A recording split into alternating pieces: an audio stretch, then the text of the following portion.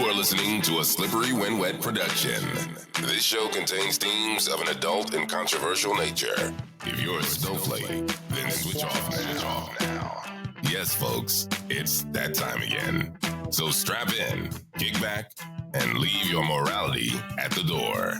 It is Midnight in Baghdad with your hosts, Goldie Metcalf and Charlie Naughton.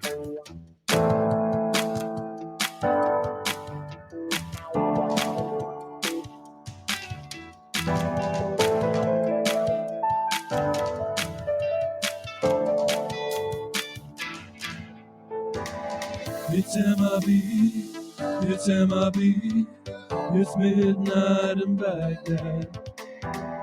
It's MIB, it's MIB, it's midnight in Baghdad.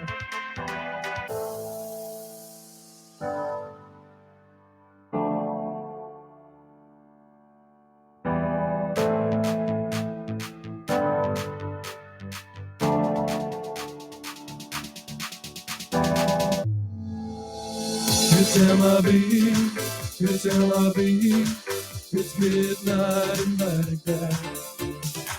It's MIB, it's MIB, it's midnight in Baghdad. You are listening to a Slippery When Wet production. This show contains themes of an adult and controversial nature.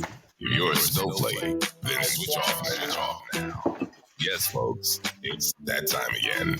So strap in, kick back, and leave your morality at the door. It is Midnight in Baghdad with your hosts, Goldie Metcalf and Charlie Naughton.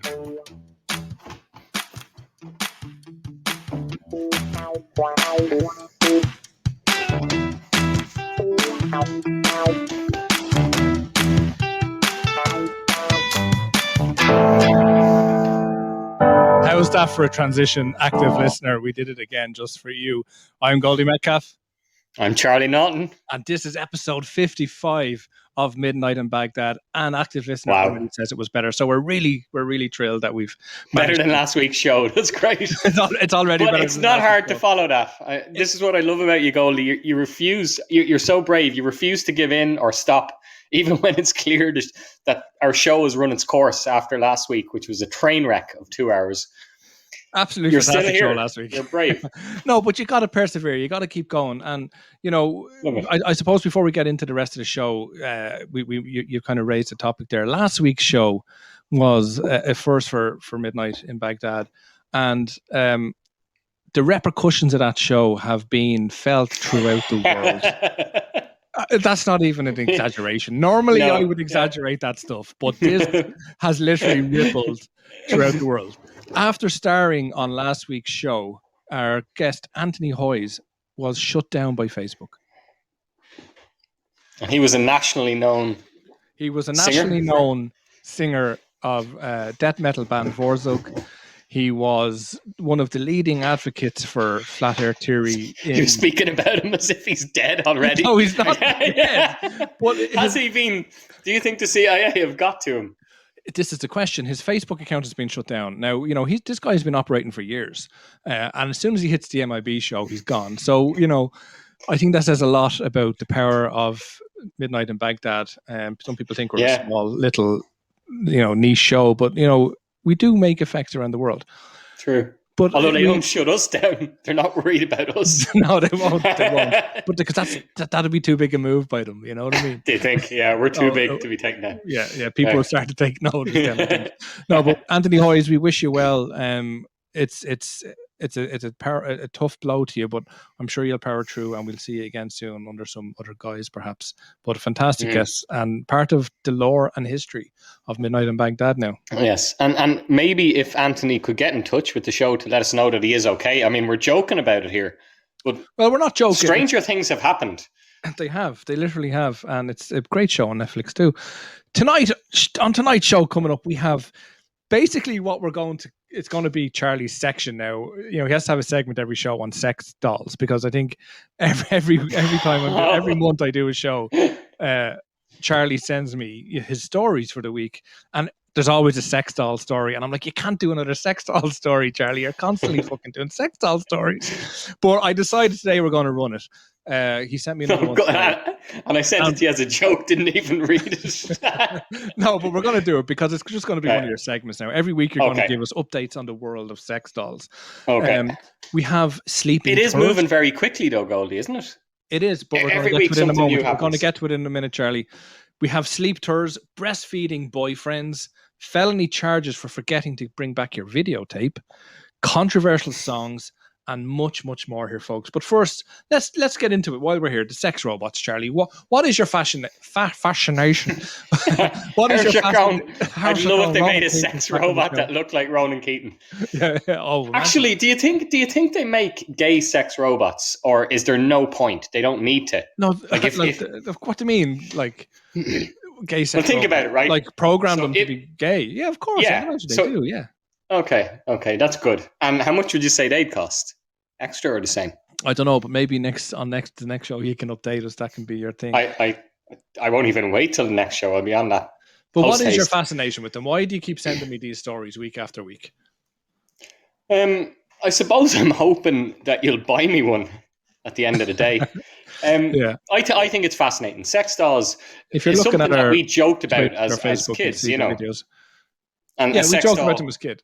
Yeah. And when I was 21, I think my friend at the time bought me a blow-up doll. And like, that's obviously shit, you know, but I always wondered, did people actually really use their blow-up doll? Because my blow-up doll had orifices, but it would be like, you know, it was hard rubber. So I never went near it anyway. It was like a swimming pool, wasn't it? One of those swimming pools you get out your back garden. That kind of plastic stuff. But yeah, you kind of, as a kid growing up, you associated them as kind of jokey things. You associated them as with Only Fools and Horses, the sex doll episode. It was always a joke thing, but of course there was people having sex with them. There's people having sex with all sorts of stuff now. They were certainly doing it back then. Yeah. But yeah, I suppose as us, we kind of thought of them as kind of this jokey thing. But the ones that are available today, they're unbelievably sophisticated, aren't they? Absolutely, yeah. And they look amazing. Yeah. Actually, joking apart, someone sent me a video about a week ago do they have of a guy any kissing overweight sex dolls? Oh yes, they do. Yeah, I checked that out. Yeah, but not in Japan. You know the way I don't know. Japan seems to be kind of the business center of producing sex dolls. Seems like every sex doll seems to be coming from Japan. But you can get overweight ones, but not in Japan. And I suppose is that because the Japanese population are quite small themselves, or they generally are, aren't they? But there isn't the Japanese ladies that have bigger rear ends tend to be more successful in obviously certain areas. Yeah, you see them on social media and things like that, making a fortune because they're unique, I suppose. And Japanese girls, that don't get me wrong, apart from the stereotypical smell, they look really nice, don't they? What smell? You know, the way people would always say that they'd smell oriental or whatever. And I'm not condoning that whatsoever, but that there'd be a smell of spice off them or something. Okay, right. Remember? Yeah. I would have thought that was more an Indian person. I never knew about Japanese. Basically all Eastern, Middle Eastern or Asian people. Or that they'd have hairy armpits or something, But they are obviously very, very pretty girls. And obviously when one stands out with maybe a bigger derriere and maybe some bigger breasts, well, then obviously they're going to be a national sensation, and they take full advantage of it. You can't blame them. Yeah, and I'm just trying to say what stereotypically, and I'm definitely not condoning that because it's obviously very discriminatory. But you obviously have a fascination with them in general. I have to stop saying that word, fascination. Yeah. But your story this week is sex robots could be rolled out in nursing homes and hospices to help. I love that, rolled out in nursing homes. You get an image of them in a wheelchair. Genuinely like geriatric sex dolls. Why not? Yeah, wouldn't that be nice if you could get a sex doll that resembled your partner? So you live with someone for 50 years and you really miss them. Like you or I can't get a concept of being with someone for that long that you grow old with them, and then when they're gone, you can't live without them. So surely the possibility is there to get a geriatric sex doll or a sex doll that looks like the partner that you've just lost. Would you want as an them elderly as? person. But would you want them as an elderly person? Would you want your like? First of all, I don't know why you'd want your partner. Like you've just got fucking rid of her. After she like, dead. after all that time. Yeah, like Right. give me another fucking doll. Okay. But if I kind of get what you're saying. If you just out of pure notebook love stuff, wanted a doll that reminisced your wife, reminded you of your wife, would you want her as when she was younger or as you last remembered her? Because do you ever look at your partner and remember them as the person you fell in love with?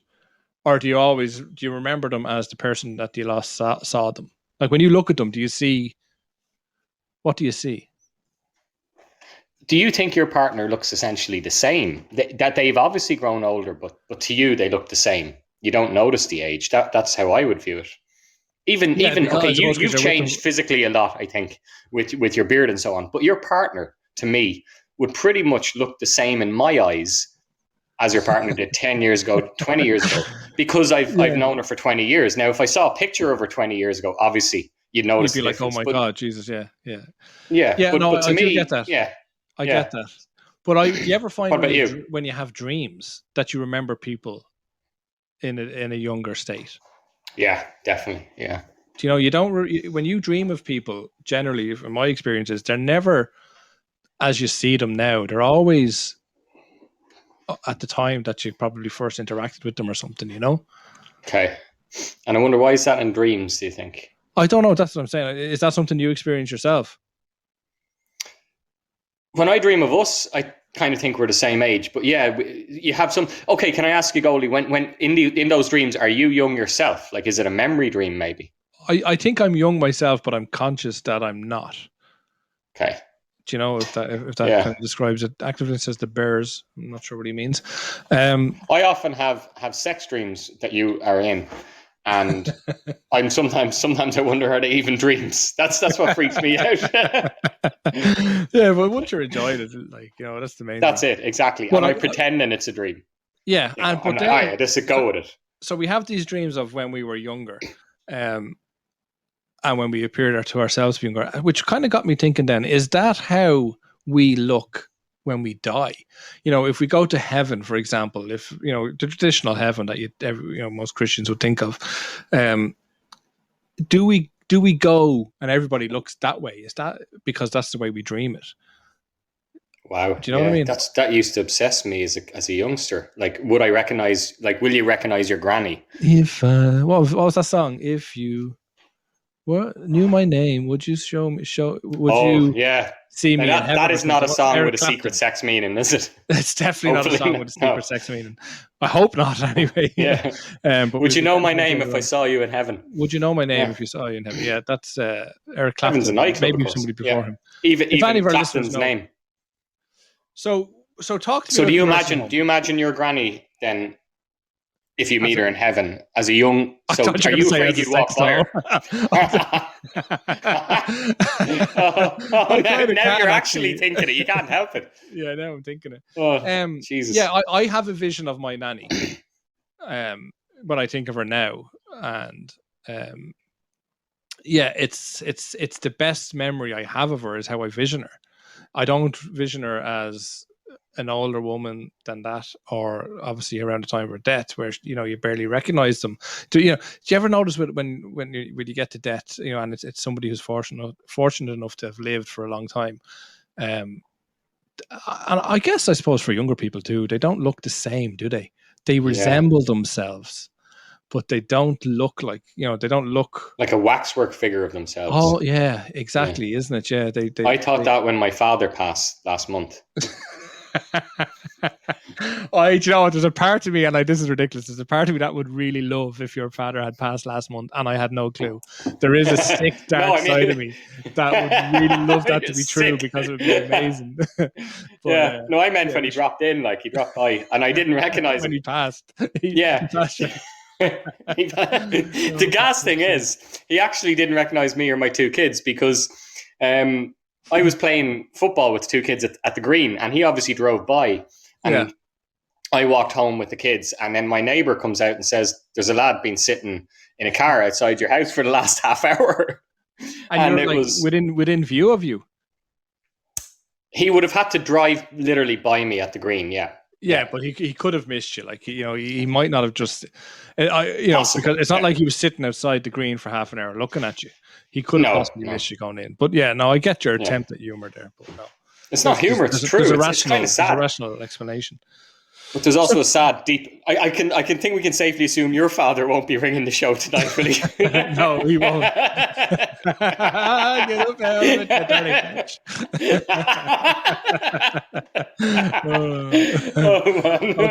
Okay, sex dolls. Talk to me about the sex dolls, Charlie. What are you talking about here? So, what do you envisage here in the nursing home happening? Right. So it looks like that there's a plan. A half plan to introduce sex dolls in the future into nursing homes, mainly as an emotional comfort, because the image we have of people in nursing homes. Yeah. Sorry, that could be my dad. No, that they're alone, that people don't visit them. So the idea of a sex doll, which, as you've explained several times in the show, they can interact with you, they can talk with you. Mm-hmm. You've been fascinated by the idea of a sex doll for years, that you actually have to encourage to have sex with you. Yeah, you need to get consent from, basically. Yeah, essentially. So essentially, the plan is that maybe some I suppose we shouldn't call them sex dolls, but artificial dolls or robots or whatever will be introduced into nursing homes to provide comfort for people, and then the talk is, why not go one step further? If you're still sexually interested, why not actually make it a sex doll? I genuinely think it's a lovely idea.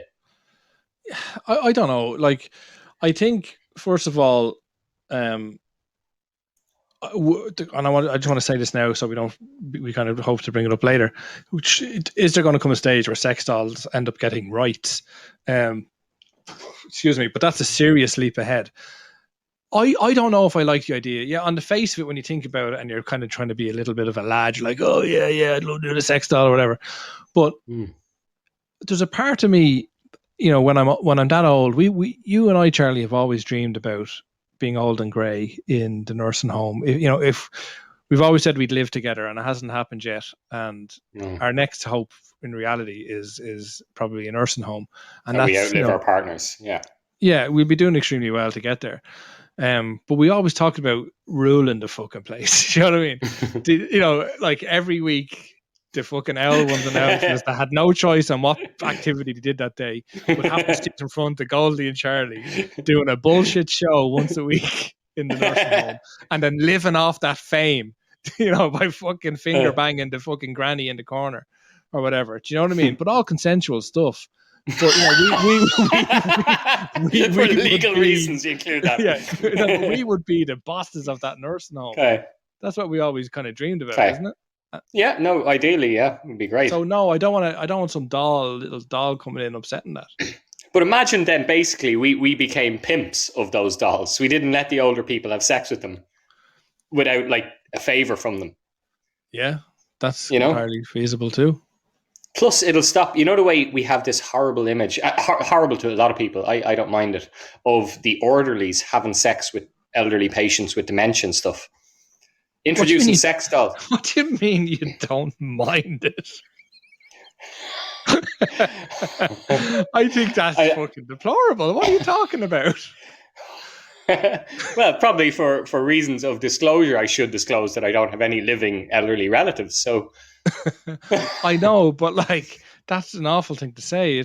I actually apologize to our listeners out there. That's fucking deplorable. Like, well, I apologize to any orderlies that have been accused in the wrong as a result of this show. Oh no, not naming names. That have been accused in the wrong, we'll definitely feel sorry for them, because it's a tough cross to bear, and you're labelled for the rest of your life. But just tread carefully is all I say, Charlie, and where you're going with this. Okay. Well, then I can't go any further, shall we say? But the idea of an orderly imagine, for example, you buy a sex doll, and then the orderly starts having sex with your sex doll. Is that crossing a line, or is it preventing you from getting assaulted by the orderly?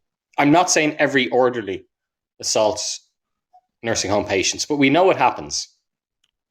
Well, it's been I suppose in the media at times, and I suppose it's been the subject matter of some films, and I always loved as well the Ben Stiller cameo a, in Happy Gilmore. there was a brilliant film in, not a brilliant film, it's actually a ridiculous film. I remember getting it from the video van that we've discussed before, called Mortuary Academy. And it was basically a police academy, but for morticians. So it was a comedy, and like they were having sex with the bodies and stuff. And I think somebody realized what was happening, and they put a kind of a basically mini bear trap in the dead person's vagina. Okay. So the next time the guy had sex with her, it would obviously chop his penis. It was one of these kind of crazy, ridiculous films. So I guess what you're saying, the orderly having sex with the patient, it has always been a part of, I suppose, pop uncomfortable reality, culture, or one of these kind of things that we didn't like but kind of joked about or whatever. Yeah, I get what you're saying. It might lessen the occurrence of that, we'd hope. No, this is what we talked about before in relation to sex dolls for pedophiles and things like that. It's not going to satisfy them. It will to a certain degree, but then it'll only probably encourage it more. So I don't agree with that. No. Okay. Absolutely not. Maybe the sex doll will look too young anyway for them. If they're having sex with elderly patients, it could be Do you think, like, for example, people go for that job because they automatically have a fetish for older people? Or do you just think it's taking advantage? People, I think you're being extremely controversial tonight, and I don't know why. No, okay. Like, if I'm being honest, no, I think most people that go into care jobs are people who actually have a heart and want to help. Of course, yes, of course. They don't do it for the money or the glory or anything or the opportunity. But do some people take advantage of the access, I suppose, you have? Yeah, quite possibly. Yeah. There's a tiny, tiny percentage. Yeah, absolutely.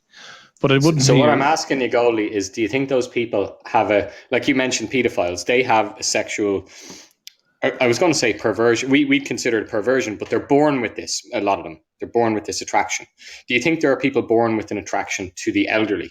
And we just don't talk about it much in society. Yes, of course there is. Okay. Absolutely there is. Do you think that those people seek out jobs as orderlies, I suppose is what I'm asking? Or is it just... On the whole, no, I don't. No, I don't think they do. No. So it's more an opportunistic... I'm not saying that one or two haven't. Okay. That's all I'm saying. It's interesting. We've never discussed people having a predilection for older people. How do you think they get that? Maybe from loving their grandparents, or having some kind of traumatic childhood where the elderly person was their savior or their only light, or maybe it's just something they're into. I don't know. I don't have the answers. Okay.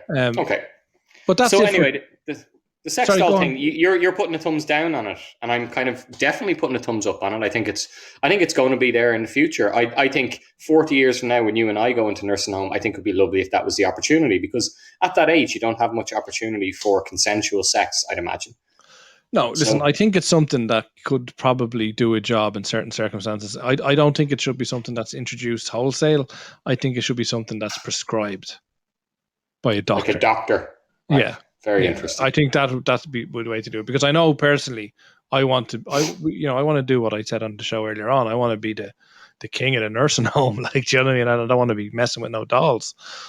So that's pretty much it. But that's it for Charlie's Corner this week. We'll talk about sex dolls again on our next show, and you can please provide us with an update. On to our next story. A Hong Kong bus company lulls passengers to sleep with 5-hour tour. Charlie, tell me about this story. I can't. I don't know anything about it. Yeah, this is one of my stories. Well, I'm jesting. So basically, this is a tour company in Hong Kong who is offering a 5-hour bus ride to basically nowhere. They just do this massive big loop. And it's not because you want to go anywhere. It's just because you want to sleep. And it's kind of targeted at people. For people, do you listen to any sounds when you go to sleep at night? Do you listen to sound effects of rain dropping or anything, kind of stuff like that? Yeah. You do. Do you do it religiously? No, I don't believe in it. I listen to the sounds of old people having sex. Surreptitiously recorded. Yeah. No, so no, I've never listened like to whale sounds. Is that what you mean? Or to the sound whale of rain? sounds, or to the sounds of the rain, or driving, No. or anything. There's sounds for everything. I've done it. There's actually a listener on our show who cannot sleep without listening to this podcast. without listening to this podcast, and wants them to sleep immediately. No, but they can't sleep without having white noise playing, and it drives me fucking nuts. It's like, are you fucking shitting me?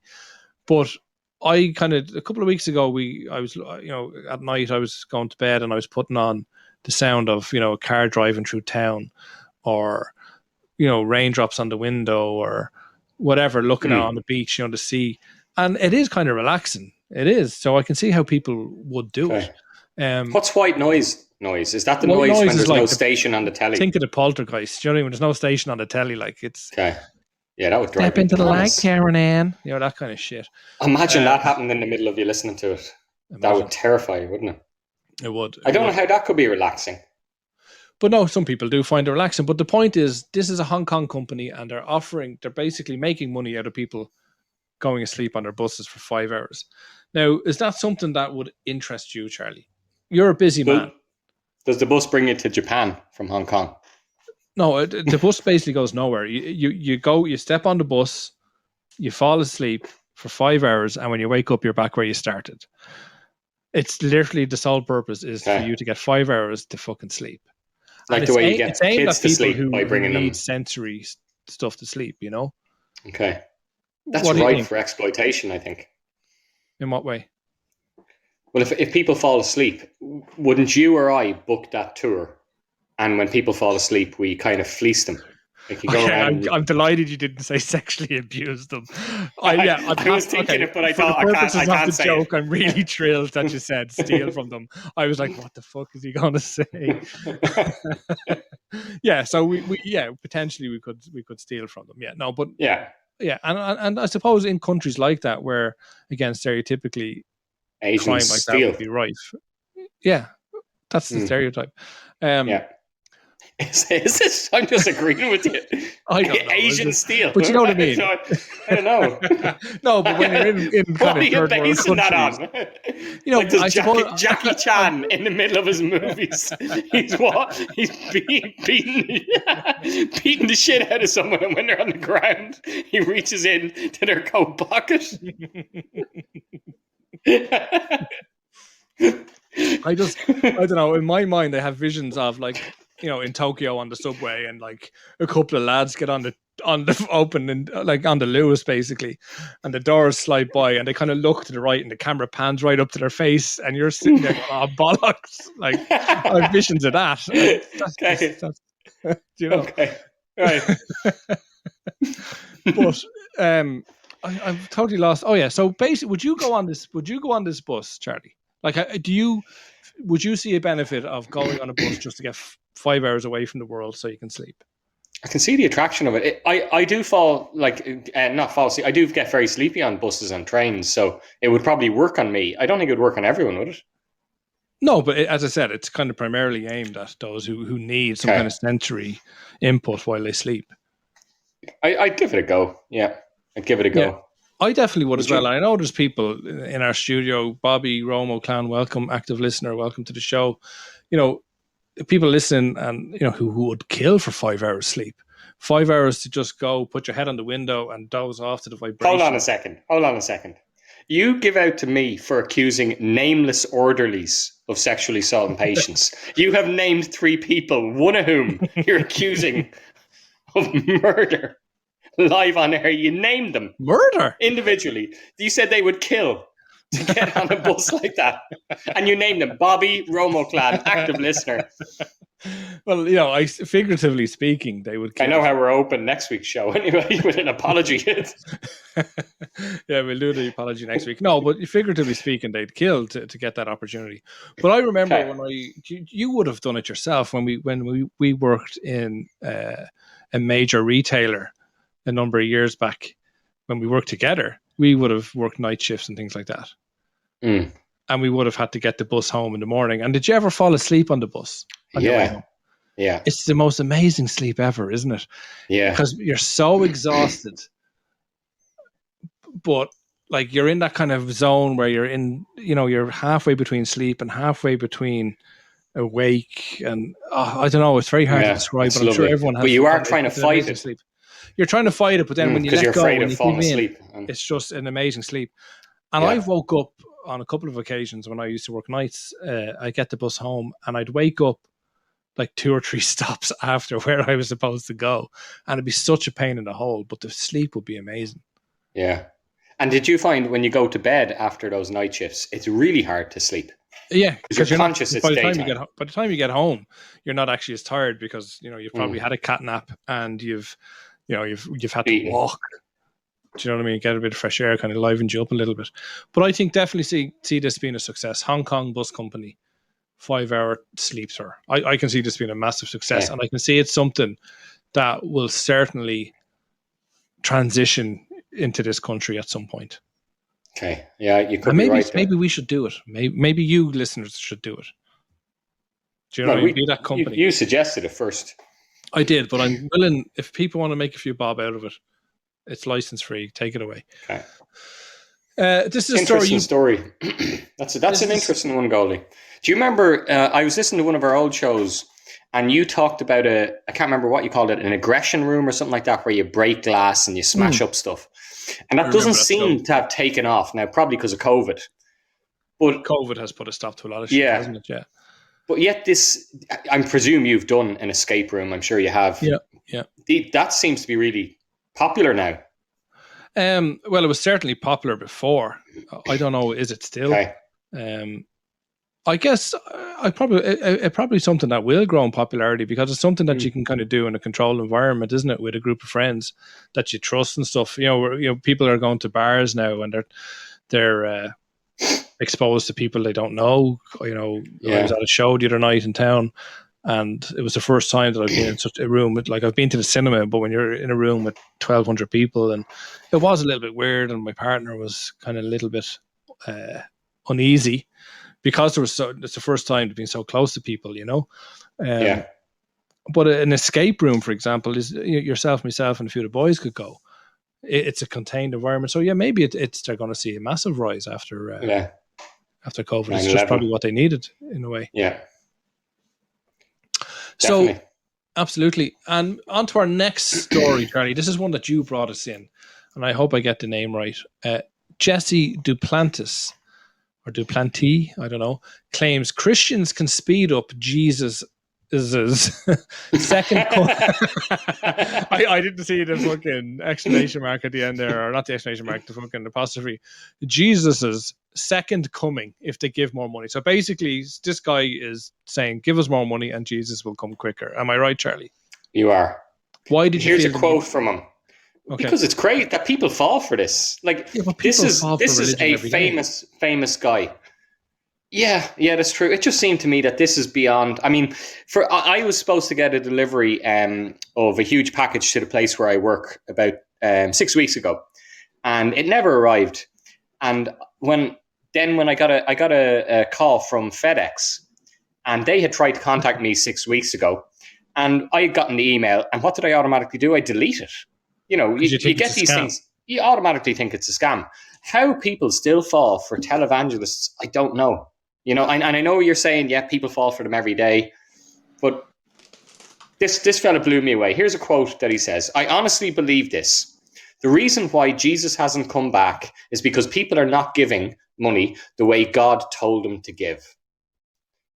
Now, from what I know about Jesus, he was a pauper, he was poor. This is basically a guy who wants people to give him money, and he's using their belief in God and in Jesus to make himself rich.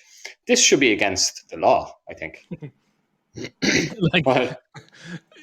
You sound like a victim of this scheme. I am. That's why I'm so upset about it. Yes. Yeah, I am. Because the way you're talking is like you have absolutely no understanding. Of what? Of anything? Of belief. Of the Lord. Tell me. Of the power of religion. Are you about to scam money off me now as well? If you just send me, Revolut me right now, €10, I'll tell you where you're going wrong. You don't have Revolut, do you? I don't, no. You prick. Thank God, Absolute- because I was literally fucking like prick. checking to see if I had it. No, but like these people obviously are vulnerable people. Have, you know, some of them, you know, are just so devout to the church and want to please and want to fit in and want salvation that they're essentially brainwashed to give money. So the fact that this is even a thing that surprises you is surprising to me. Welcome, Zoe. Thank you for joining the show.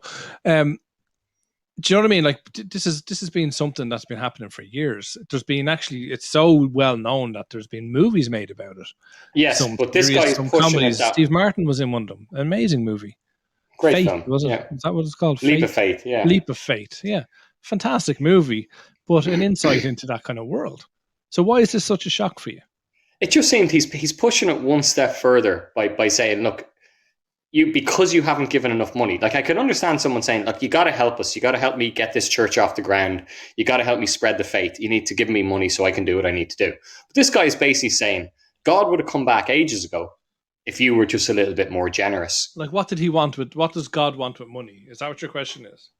Well, I just help people. This guy got donations in 2018. We're talking about faith healers at the moment, Zoe.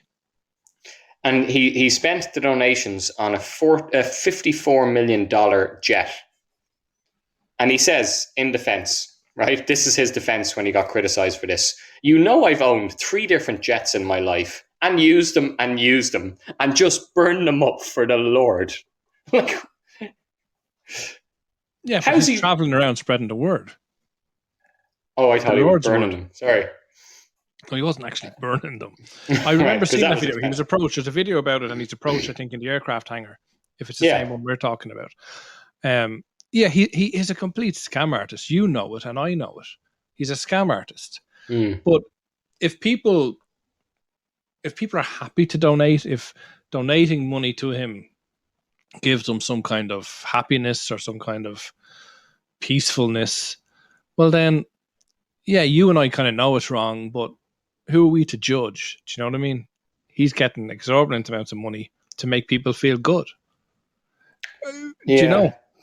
But so isn't it a fine line between that and active fraud? I mean, getting people to invest in Ponzi schemes, pyramid schemes. But how, see, the loophole with these people is, who are we to say that God doesn't exist? Who are we to say that God doesn't want him to do what? Like, he's basically saying God is telling him something. How can we say that, no, God hasn't told you that? How can we do that? No, that's a good point. Yeah, that is a good point. It must be hard to prosecute someone on religious terms. We talked about this on a previous show. Do you know? So, it's a loophole, and you and I know these people are scam artists and dickheads or whatever, but who are we to judge? They're making people happy.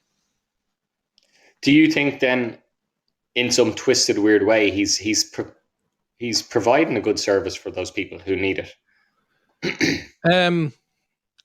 He's definitely. I'll concede he's providing a service. I'll reserve judgment on whether it's a good service as I pour myself another whiskey. But if, as you say, it makes them happy. Yeah, No, I can't. I can't condone it. I can't. You won't go that far. Okay. No, but I'm willing to step outside my own opinion and say, who am I to judge that? And potentially, it's all right. Okay.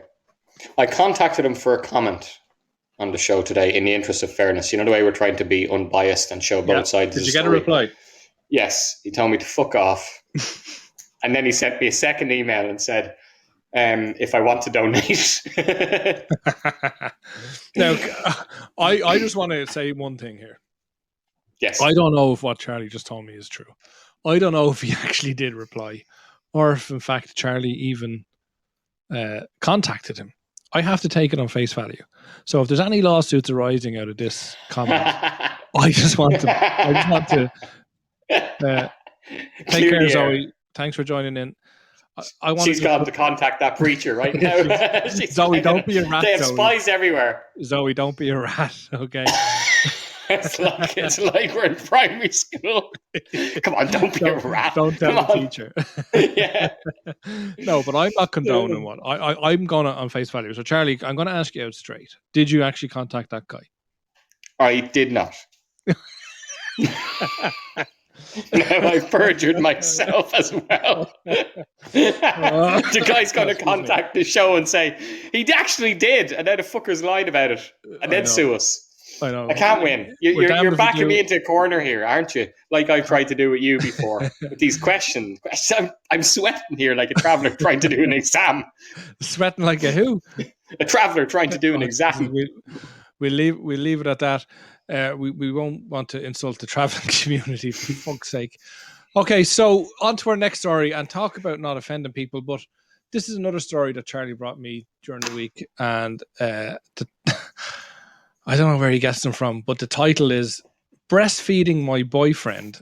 Viewers left grimacing over the sucking and squelching noises in bizarre Channel 4 documentary. Charlie, what is going on? Well, I got this from my partner, believe it or not. Which one?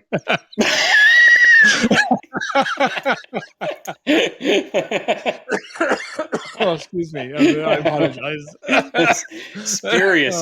Now who's going to have a lawsuit against you? I don't know whether you or one of my 4 partners is going to sue you. Okay. So yeah, he sent me this and I found it fascinating and disgusting. Did you play the video? I haven't played the video. I'll play it now for the people at home who are listening or watching on Facebook or Twitch. And this was so there's basically, what I'm looking at here, just to describe to the people at home, is a woman with fairly large teeth. Her hair is tied back in a bun. A lot of red lipstick. She kind of has masculine enough features. I wouldn't be into her, is what I'm trying to say. And I don't mean any disrespect. But what she has is a guy in a blue and white checked shirt, grown man with a beard, like, a little bit of facial hair, sucking on her breast like a child. What am I watching here? Am I blind here? Am I not seeing what's like? Talk to me through this, Charlie. What's going on? Are you playing the video? No. Yeah, people at home can if they want. Okay. So viewer discretion is definitely advised, as the guy said. And the gas thing is, every single one, most of the most of the listeners listening, have actually done this as kids themselves. Of course, this is something young children do. Yes, but a child is fine. But is it a bit an adult odd? Is too much. I don't know. What's your angle? You brought this story to me here. So what's your view on it? Well, okay, my basic angle on this is that they deny it's a sexual fetish. Okay. So I would have thought, thing. I don't know, or they don't say what it is. They don't say whether it's an emotional bonding thing. You know the way they say breastfeeding is bonding for the mum and child. Yeah. So they don't say why they do it, whether it's nutrition or not.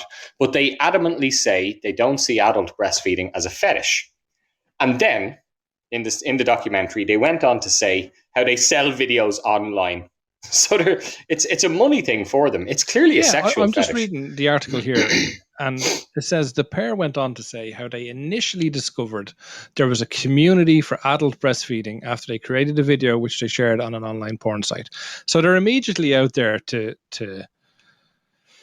appeal to a certain niche, or maybe reach out to other people who share their same kind of interests. So yeah, 100%. Yeah. And you've even said it there, Goldie, like it's an online porn site. And they say, I figured people would get the wrong idea about it. There's no wrong idea. And what surprises me is why they're so adamant about denying. Like, what is so wrong about them just saying, yeah, it's a sexual fetish we have. Or even if they don't have it, they know that people out there have it and they want to make money out of it. Yeah. They seem to be bending over backwards to deny it. No, well, Charlie, I think it's a combination of two things. It's somebody has found an interest, something that they're interested in, something that they know is, not mainstream, and they're looking to make a few quid from it. Yeah. So yeah, I can't. Isn't that what we all do? Like, isn't that what we're doing right now? So while I'm not even haven't got to the part where whether it's okay or not, but the fact that they're doing it for money, that's not necessarily a bad thing, is it? No, it's funny totally because I had agree. a massive argument Kudos with somebody about something like this yesterday, and I seem to be taking a different view, but I think it's circumstantial. I don't think if this is something that they genuinely are interested in and have a fetish for or whatever, then fine. Let them make a few bob from it. But if they went into it for the purpose of making a few bob, then I think that's just a bit ridiculous. Really? Why? Because they're doing something just to, I don't know. It's just different. I don't want to say it because then that even sounds wrong. But they're doing it for the wrong reasons. Do you know? So if they get off on it, what he said. But I think in this particular example, he really enjoys it because he says, this is how he describes it. It feels like sinking into a warm bath and a feeling of contentment. I feel more close to him now than I feel during any other time. Okay, that's what she said. I thought that's what he had said. He says, I wasn't breastfed as a baby, which is probably why I'm drawn to it so much as an adult now. That guy's poor mum. she must. Can you imagine the neighbours? She must feel so guilty. Yeah, she must feel so guilty for not breastfeeding them. Or else really turned on. I think this is something that's a genuine thing for him. It's something that gets him off. And what harm? No, I agree. They're not hurting anybody. Is it really so far out there? Like every straight man, and maybe other definitions of man and different subtypes and genders and whatever the PC thing is these days. Whatever you are, all the time. We're drawn. Some of us are drawn to breasts, aren't we? We love tits. Like, yes, everyone knows it. So he loves tits, like you and I do. We all love sucking fucking tits, like the people who are into tits. So he's gone a little bit further and being milked or getting milked. Is it really that much of a stretch from their normality? No, I totally get. We're actually we're in agreement. The guys are doing nothing wrong. You and I are into some admire crazy shit. There's no harm being caused here. No, yeah, and I think fair play to them. If it's a genuine fetish, they've managed to turn that fetish into, money, which is great. Like you say, we have some pretty kinky fetishes ourselves. I'm into some really quirky stuff at the moment. Tell us about that, Charlie. Dare I ask? I've just sent you a couple of clips there. You probably some of the listeners heard them. Yeah. Oh, he's actually sending me pictures of himself. I didn't know you had a dog. Where the fuck did that dog come from? That's what makes it even worse. It's not my dog. Oh my God. I don't even want to... I'm deleting this just for the purposes of the show. Or anyone listening, I'm deleting what I'm seeing right now. I've just screenshot that you've seen them. So if you don't report them, it's on you. Absolutely ridiculous. The second one, I know that you're into the whole foot thing, the foot fetish. Gee, we should be deleting the show. For fuck's sake! Oh my God, what's the dog's name? For the intro, I can't say. You can't say. Okay. No. Yeah. Oh wow. Okay. You've thrown me for the first time ever. You've thrown me, Charlie. What I love about this is that anyone listening to the show, they can't see the pictures. You can't put it up for legal reasons. I'll put them up. Just blocking out the dog's face. Yeah. Oh my God. Fuck me. Absolutely unbelievable stuff. So Tom, you're into what you're into, and go on. If you can make money out of it, make money out of it. And if you bring pleasure to people, it's a double whammy. It's a bonus for everyone.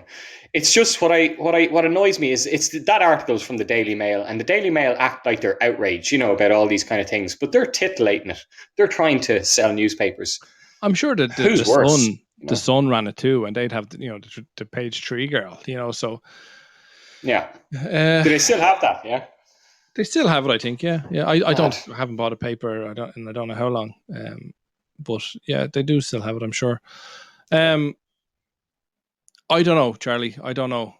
I don't know if I agree with it. I think it's not for me, but why not? If you're happy and you're not, everyone's consenting and you're not hurting anybody at all. Yes. Our next story, folks. Our next story here is a little bit more lighthearted, thank Christ. Woman faces felony charges for forgetting to return. Oh, bollocks. I'm after spilling me whiskey all over the place. Oh, no. All over the recording equipment. All over the keyboard and everything. If you hear somebody getting an electrical shock here, folks, please call 999. You won't know where to send it. But anyway, woman faces felony charges. And listen, if I have to leave while we're on that, I apologize if I have to leave suddenly. It's my daughter's birthday party, so I might have to leg it off for a little bit just for the singing the candles and blowing out cake and everything. That's perfectly fine. Sorry. Sounds like you're recording underwater. The first underwater I'm just show. Getting a bit of fucking. I'm getting a tea towel thing here to soak up some of this fucking shite. His partner is lying right now on the table with milk just pouring out of her tits because he's been sucking it like crazy. Woman faces. You just had to. I'm going to do it. Woman faces felony charges for forgetting to return Sabrina the Teenage Witch VHS tapes 20 years ago. The first thing she told me was felony embezzlement. So I thought I was going to have a heart attack. So basically this woman, do you remember going to the video shop? You would have probably gone to the library. No, we had a video shop. Yeah. But you don't you still go to the library to get your DVDs and stuff? Yeah, I would. Yeah, definitely. And this is something that. But that's only because you can't get there's no more DVD shops, is there, or video shops? No, but there is. There's you can there's places that sell like new releases and Blu-rays and things like that. Yes, sir. Right. It's very hard to get my 8mm stuff though. But you've always gone to the library to get your stuff. I thought the library sold books. It doesn't sell books. Well, fucking loans out books or whatever. Maybe that's what this girl went to. She wasn't actually in the library. She was in a shop. Yeah, but a library always traditionally loaned out books. So you're telling me Extravision was alive and well. People were spending £4 or £5 or whatever it was to get a video out. While we could have just gone to the library and got it for nothing. Yeah, and get it for 3 weeks. What was it? Extravision, you got it for 1 night or 2 nights, something. Yeah. How, why didn't people ever cop onto that? Don't know. I suppose maybe back then you would have only had a couple of videos in a library. There wouldn't have been a great selection. I don't know what your library was like where you grew up. Mine was tiny. I know your library, but I have to act like I can't say where I have been in it. But mine was tiny. I have more books in my house now than that. But I'm not criticizing it. I mean, it's 50 years ago. Your house is full of books, in fairness. Yeah. Anyway, tell us about this woman. It's Sabrina. I love that they're so specific. It was a Sabrina the Witch. Teenage Witch. So this woman basically, she got married and she went into the DMV, where all the what do they call them that work there? The orderlies. The orderlies. No, I'm trying to think of Zootropolis. The slots. All the slots work in the DMV because it's so slow. And she went to change her name because she got married. She wanted to change her driving license. And when the person inputted her details into the machine, it popped up that she was wanted by the police for 20 years for felony embezzlement. And felony embezzlement translated in this case to forgetting to drop back her Sabrina the Teenage Witch DVD. Wow. So you can imagine her surprise. And you can imagine her surprise when she had no recollection of this. She doesn't even like Sabrina the Teenage Witch. Oh, right. It just wasn't her cup of tea. But what had transpired was she had a roommate who had kids or nephews or nieces or something like that. And they had actually taken this DVD out or video VHS out and had forgot to return it. So this girl had no knowledge of it whatsoever. Yeah. It's unbelievable, isn't it? That's such bad luck. The same thing happened to me, believe it or not. I was done for drugs charges and it was my flatmate who had them. But I got charged. I was just minding them for them. Come on. Do you actually believe that? Yeah, why not? It's completely plausible. That must be what every criminal says. Oh, it's not mine. I didn't borrow that. I didn't rob that bank. That was my flatmate. Yeah, but I think the point being here is that she's nothing to lose by telling the truth, because it's so long ago and it's so flippant. Do you know what I mean? Like, in fairness, the judge or deemed that, I don't even know if there was a complaint made, but so whoever made the decision on whether to prosecute or not, or to convict her or not, decided, obviously this is a genuine mistake, and realistically, what's the fucking damage here? The value of the tape was valued at $58.59. But I think common sense prevailed here. It is. So it actually went to court. I don't know if it went to court. Let me see. No, it didn't go to court. It did go to the police or whatever, but the district attorney's office announced they would dismiss the case against her. However, McBride will still need legal intervention to have the felony cleared from her record. So this will always be on her record. While she holds no convictions, this is on her record. It's mad, isn't it? And she has to do community service as well, probably. No, she doesn't. But you wouldn't be surprised hearing that, though. No. Someone in some office somewhere filed that. Like, how in good conscience could they have done that 20 odd years ago or whatever? Did they not realize then that this was quite ridiculous? Did they just have to do it legally or something? I think they legally have to. If a complaint is made or something comes to light. So Extravision or whatever contacted the police. Would that be how? No, it was on her record. So Extravision obviously reported her. Just for the purposes of the show, to clarify, it's not actually Extravision, but to use it as an example. And we're not accusing Extravision of anything whatsoever. But Extravision... It's Blockbuster. It's Blockbuster. It's not Blockbuster either. But Extravision basically... It shows it on the picture. No, but 20 years ago, Extravision reported it to the guards or to the cops or whatever. So you can kind of understand that 20 years ago, it kind of was a little bit of a big deal. Like, you go to the video shop, you take out a video and you don't bring it back. It's a little bit of a big deal. Now it's ridiculous. But back then it was like, geez, you just don't do that. Like, we've all probably done it. Right. But, it was a big deal. You knew you were doing something wrong, or you realized after a while, fuck, I never brought that back, and you never bothered your whole bringing it back. But you knew what you were doing was wrong. Yeah. Did I ever tell you about 8.5 weeks? 9.5 weeks. 9.5 weeks. Sorry, I shaved one off for good behavior. You didn't watch the end of it, did you not? No, I hardly watched the movie. I was fast. You never got to finish it. You were too busy. Did I ever tell you? I must have told you that when I was younger. That story. I recall you talking about 9.5 weeks. Yeah, but for our listeners, tell us again. Right. When I was a youngster, like a teenager, my parents went away for the weekend, so I had the house to myself, and I was a very introverted guy, so I never would have thought of having a party or anything like that. I didn't really have many friends. You're like a friend of mine who's now moved to America, and he's taken a little bit longer to get to the point where you are right now, but we'll break him eventually. You were basically like him when I first met you. You were like him. Go on anyway. Right. I know the guy you're talking about. I had a run-in with him. I had to give him a lift somewhere once. You did. And he wasn't happy with that, was he? At all. The drink driving, while driving, probably was an issue for him. Brilliant stuff. Yeah. So what I decided to do, not have no party. My parents are going away for the weekend. We were a member of Extravision in a little town, but the town was 5 miles from me. Not 5 kilometers. It was 5 miles. 5 miles. 5 miles. And so the minute my mum and dad were gone on that Friday, I cycled the 5 miles up to Extravision and borrowed 9.5 weeks. 9.5 weeks. Well, you didn't borrow it. You rented it. I rented it, yeah. But okay. What? I've just been so careful. Legal. You're trying to protect my legal rights here. You've been so controversial tonight. I'm just covering all the bases. I'm sorry. Okay. Go on.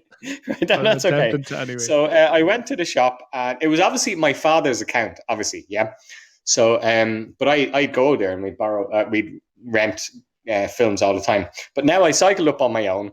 I was shitting myself, like going up to the desk, when you're buying porn or whatever it is, your heart is pumping, and you're thinking he's going to ask me like, am I over 18, or he's going to say I can't let you borrow this. This is filthy. The guy didn't give a fuck. Like, obviously, when I look back at it now, he was probably younger than me, just working there. So I was so excited that I can remember to this day that 5 mile cycle back. You were so excited. You probably had a horn on you the whole way back. I had a horn, yeah, and it was. I'll never forget the pleasure I had. I had a great weekend. And Sunday morning, bright and early, before my mum and dad come home, I actually realised my mum is listening to the show now. But before they came home, I cycled back, left. Your mum is very attractive. She was, but unfortunately, I thought she was in 9.5 weeks, but she wasn't. But what I tried doing, and it was so hard back then before deepfake, I used to have a picture of my mum and sellotape. And every time Kim Basinger was on the screen, I'd be moving the sellotape, the picture of my mum's head, all over the screen to try to give you the illusion. But it never worked. But anyway, Sunday morning, I made it back, and I 100% returned the video and thought no more of it. My dirty secret, I got away with it. And a week later, my dad got a phone call. Did you go to school that morning, or the next morning, or Monday morning, and tell all the lads in school? Oh, no. You never admitted you wanked in the school I went to. No way. Yeah, you didn't, did you? It was no. Everyone was doing it, but none of us would admit it. Unbelievable. Yeah, and do you remember someone would try to catch you out? He'd say, the way when you get in the bath and you get really horny and you start wanking, and when all the stuff comes out, and you're saying yeah for everything, but then you have to say no for that. Yeah. And why would it be so? Like, if you said yeah, they'd be like, oh yeah, I think he's a wanker, like, or whatever. Or Goldie, or Charlie's a wanker. Can you bleep that bit? Can you go back and bleep that bit? I said Hickey's a wanker. I just said it again. You said it again. Real life stories you're getting there, folks. Absolutely real life stories. So, like, the guy would go crazy, and then obviously he was wanking left, right, and centre. Like, you wish you could go back in time and pull those guys up and say, "Cop the fuck on." But anyway, yeah, I went in school the next day, didn't tell anybody. A week later, my dad got a phone call from Extravision. Mr. Hickey, you haven't returned. You've just said it again. Sorry. Well, at least, thank God, that isn't me. At least that isn't me. That's not you. No, that's just your father who has the same surname. Yeah. So you haven't returned the video. So my dad was thinking, like, what the hell is this? And thank God he put 2 and 2 together. He didn't tell my mom, and he came to me and said, Alan, would you... I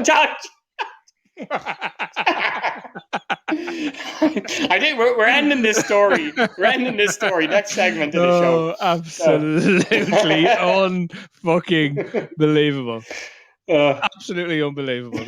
Basically, how many listeners do we have? Years of work have just been undone. Amazing. We're all vulnerable now. The fucking nuclear silos have opened. Oh man! But the meatball stamps. I can't. I'm actually on daft.ie right now trying to find a new home. Oh my god! Absolutely amazing. I don't think orderlies do anything bad. I'm going to clarify that now that my identity's out there. We'll move on. Yes. India bans shoes as teacher exams after 10. God, I've really totally missed my pronunciation. I'll start again. India bans shoes as teacher exams after 10. I don't actually get. There's no pronunciation here. India bans shoes at teacher pronunciation, exams after... not pronunciation. Pronunciation, bud. Boyzone. How's it going, Sean and India bans shoes as No, it still doesn't make sense. Say it again. Okay, I'll say it one more time. India bans shoes at teacher exams after 10 caught with Bluetooth devices in their flip-flops. It's like a tongue twister. It is. It's like fucking seashells. They don't even wear shoes in India. The secret of balls are it's classic. Charlie, you've said it yourself. I don't know what to call you now, but yeah, that was what I first thought. And again, that's a discriminatory preconception, isn't it? That's not. I didn't know they wore shoes in India. Do you know what I mean? Like that was the first thing that came to my mind, and that's so prejudicial and discriminatory and whatever. All those fucking fancy words. It's a terrible thing. That did cross my mind. But tell us a little bit more about the story. No, I texted you earlier at 8:48 saying Bluetooth Indian is boring. I know, but I wanted to run with it anyway. I think okay, it's a good story. Okay. All right. So in India, you know the way. You see, you got to be real careful what we say here. There is a tradition that I don't think it matters anymore. You can just say what you want. We're fucked anyway. No, we haven't. I haven't said. We haven't said anything bad today. So if we be careful, we're fine. So there's a stereotype that Indians are all doctors, isn't there? That they all want to be doctors. RIT technicians. It's one of these. Okay. Yeah.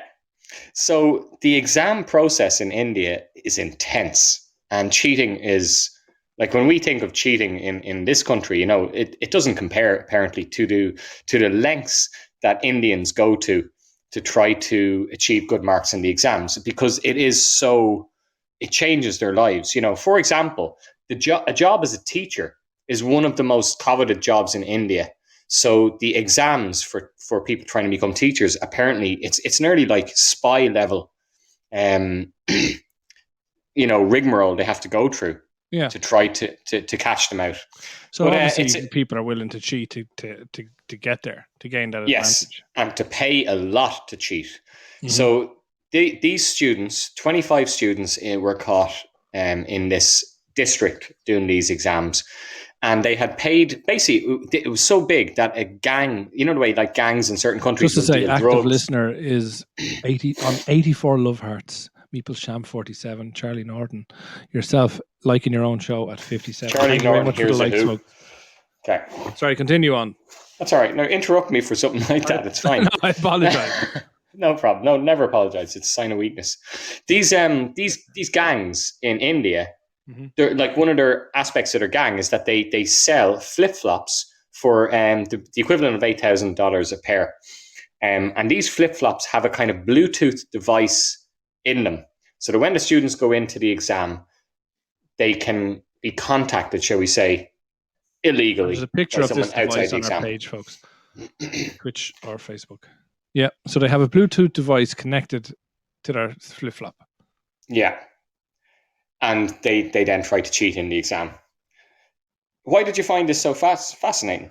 Well, I just thought it was interesting that, you know, because it just shows an evolution of cheating. And why I thought it'd be interesting is because I thought we could share our own experiences of cheating in exams. And it also leads us into very risky. Leads us into our next story too. So I thought I'd run with it. So tell me, have you ever cheated at an exam? Yeah. In an exam, no. No, never. I love the way you have principles. I would be scared of getting caught, but no, I've never ever cheated. In any exam in your life, in school? Ever. Never. I was the kind of kid, Goldie, who, you know, I'm right now leaning, I've got my right arm in a crook and I've got my head down covering an imaginary exam. I hated if anyone tried to cheat off me and I stopped them. I'd cover up my paper. I was one of those assholes. Yeah, and you were an asshole. But like, no, but did I cheat at exams? Yeah, there were certain exams where you might have given, you might have written something inside a formula, maybe for a maths question or something, inside in Tipex, maybe inside your pencil case or something like that. Yeah, but it was like, realistically, is it cheating? Yes, 100% is technically cheating, but how often, it rarely actually.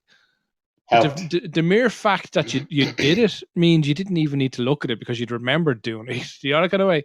And also, how often did the stuff that you actually put down come up? So yeah, did I do it? Yeah, I definitely did it in Did it ever really help you? I don't think so. Did you do it in a high stakes exam?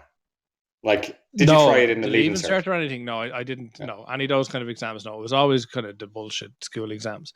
But which is even more funny when you look back then and think it is. And it's funny that you say that you were the asshole that used to put your head down and cover your sheet. I looked at other people's sheets, but it was not and people listening probably like, he's a prick. He was always a prick. It wasn't for me to get the answer. It was to make sure, to reinforce that what I knew was already right. Or I thought you were about to say like you were helping them, like Christian Joe. You were going to say, no, and I would. I think you've got number 8 wrong. I'm just looking down. I would. I would often. No, I would. I would leave my sheet visible. I'd always leave it out there, and I would purposely kind of sit back. So if somebody wanted to look at it, because I was that cocky, I was like, "Who's going to look at yours?" Then? You know, if you want to look at my sheet, you know what I mean, there, you know, because I'm fucking right and you're wrong. You're like a prostitute riddled with shit, but offering herself for free, giving them all the wrong fucking answers.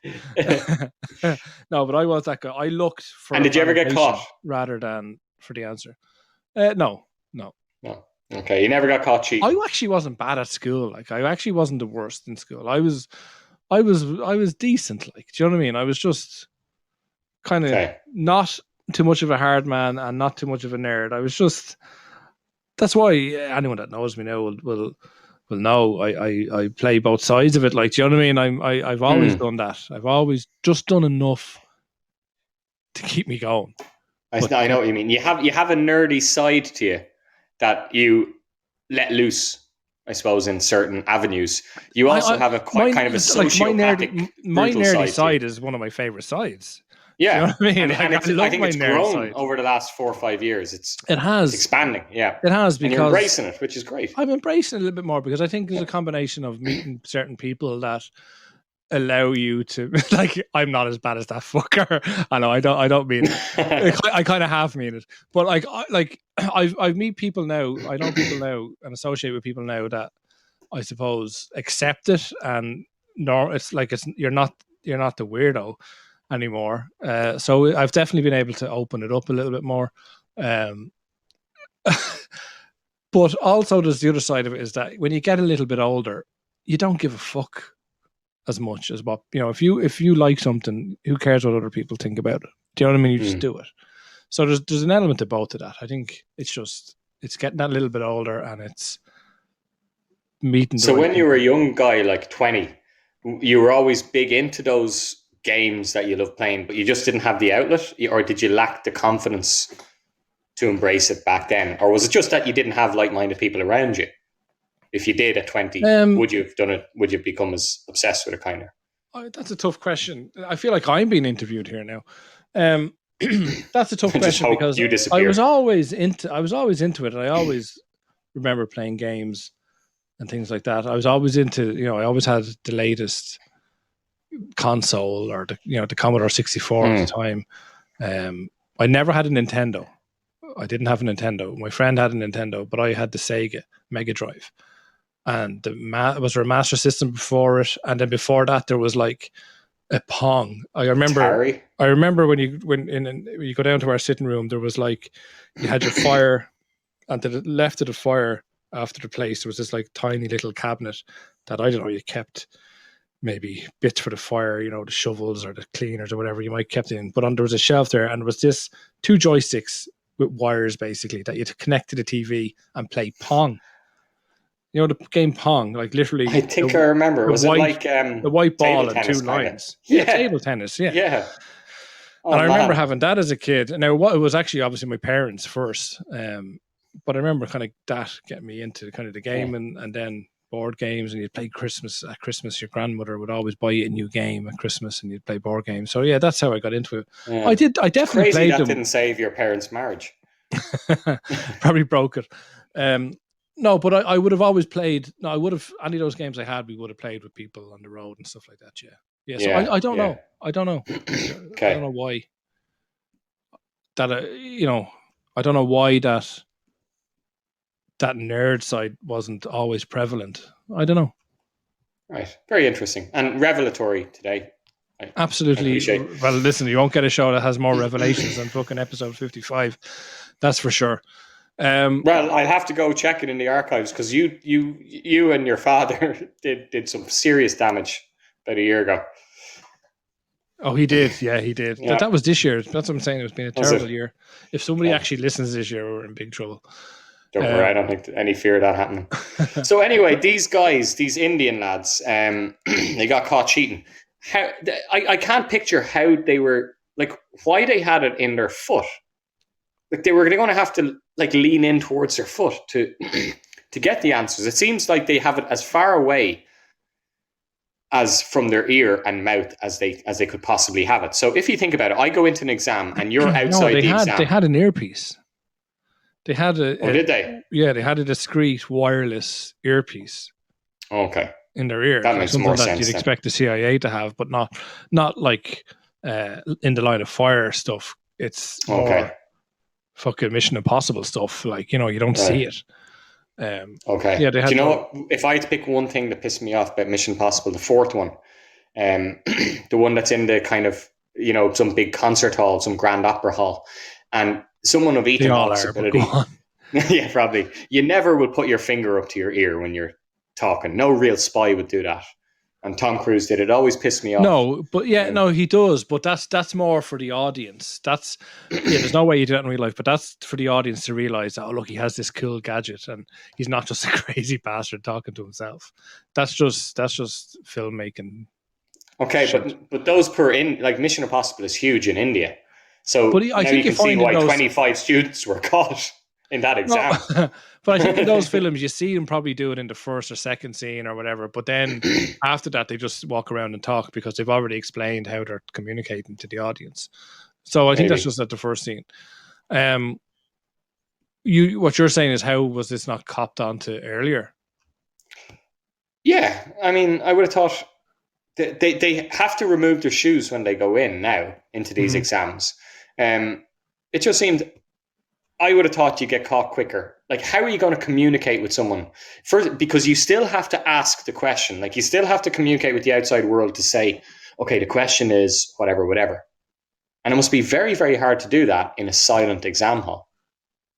Potentially, they could have had used Morse code or some type of code with like a tapping of a pen. Or I don't know. I didn't read the article in full because it was your story. But I assume they had a system. Okay. Do you know? But like, my question to you, Charlie, is: do you agree with exams? Just let me just speak generally for a moment. Do you actually agree with exams? Yes. Like, I've been on. I've been in a situation where I've had to do exams recently, and some have been open book exams. And, you know, we weren't kind of told that, and we were all kind of worrying, oh, we'll have to study, we'll have to do this. And then you're told, oh, it's an open book exam. And the reason it's an open book exam is because in reality, if you're presented with this situation, you will have an opportunity to look up the information to make the right decision. So they didn't believe personally in the fact that, you know, somebody should just learn this stuff off by heart, because that's not how it works in real life. So do that makes sense, doesn't it? Yeah, that's what I'm saying. So do you think, while you believe in exams, would you condone open book exams? I personally wouldn't have a lot against it. My understanding of exams, for example, English, the open book, it won't help you. You know, in a proper exam, it's not just like the way for us in the Leaving Cert, you're just memorizing details. I'm sure that still is an aspect of some exams, but in a lot of exams, they've moved beyond that now.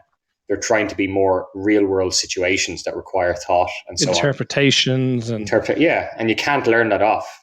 Like the formula that you talked about. I'm sure formulas are still a part of it. So are you saying they should be allowed to do that? I think they are. In maths, they have log tables now that they bring in, which I don't think we were allowed. I think we were allowed log tables, but log tables. Oh yeah, I just refused to bring them in. Yeah, they were principle. useless. They were pink, weren't they? I can't remember. Log tables pink. Any of our listeners that let us know, were log tables pink? They were fucking useless. But they're great for writing secret codes in to help you. But yeah, like, I think the way it's gone now is that if you know, you don't need to learn the formula off by heart, but if you know the blue-gray color, for some reason I thought they were pink. The one you illegally bought to help you cheat was pink. yeah. But if you know what formula you're meant to apply, does that not show something? Yeah, no, I see where you're coming from. I suppose a lot of real life situations, give them a list of formulas, but you got to know which one to apply. You got to have a bit of common sense about you. I definitely condone open book exams because I think partner education is going to be reeling when they hear this. Well, listen, look what we did for Anthony Hoyes. I know, and you shouldn't even joke about that. I'm not joking about for that guy. Okay, and that's why they worked. Yeah, because you could write in them. Right. I'm assuming. So that kind of brings us on, Charlie, to a kind of a sub section of that story, and part of the reason why I wanted to run it. But California high school investigating teacher over controversial quiz question. Have you heard about this one? Nope. So basically what's happened here is a Northern California high school says it's investigating after an alleged inappropriate, politically charged question appeared on a quiz last week. So when we say quiz, we mean test, an exam. And what happened here is that somebody, obviously, they were given a question, somebody kicked up, and now it's made world news, and it's made it on to Midnight in Baghdad, which just shows you the scale of the issue here. Yeah, a nationally known podcast. It was question 7 in this exam, and it was worth 1 point. A group of complete idiots. Option A, the KKK. Option B, all of Florida. Option C, Fox News. Wow. Or option D, Texans. that guy didn't care who he offended. Isn't that insane? What is the correct answer according to this teacher? The KKK, is it? I actually don't. We don't have that information. Is there a correct answer to that question? I was hoping for an all of the above. To be perfectly honest with you, and I jest. I'm not saying all of Florida or Texas are full of idiots. I'm not saying that. KKK good definitely catch. full of idiots. Fox News. Careful. There's a lot of idiots, but Florida, not Texas, full of them. No, there might be a few people. There's definitely a few people. But yeah, like, isn't that a crazy question? Like that, in your experience, let's put it that way. What do you think of a question like that in a exam? Part of me wonders, is this a dare? Is this a joke that one of his mates has put him up to or something like that? It seems so surreal, doesn't it? Or maybe somebody who's just pissed off. Who's had a bad experience with somebody who's just like... Somebody who's just like, KKK. you know what, I'll just take the piss here. Because is it okay to say that sometimes actually, I don't know whether I should say this now. There's a friend of mine who sometimes sends me documents. I'm going to get in so much trouble. I'm definitely going to get my phone taken away from me. That gets because I'm building things up.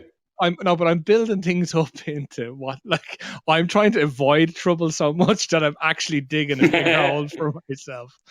But there's a friend of mine who sends me documents that he probably should, or she probably, or other, probably shouldn't be, because sometimes they're comical in their content. And is this just an example of a teacher probably setting an exam and putting on a bit of a joke question just for his own amusement, or maybe his friend's amusement, or whatever? Could it be something as simple as that? Yeah. And come here. Yeah, it could be. And did the teacher get in serious trouble for this, or is it more that people are laughing and it's just gone viral as a comic? Well, Whitney High School. Whitney High School. I can't. I've given up trying to. I've tried. I was making a note of the different timestamps, but fuck it. I know the whole show.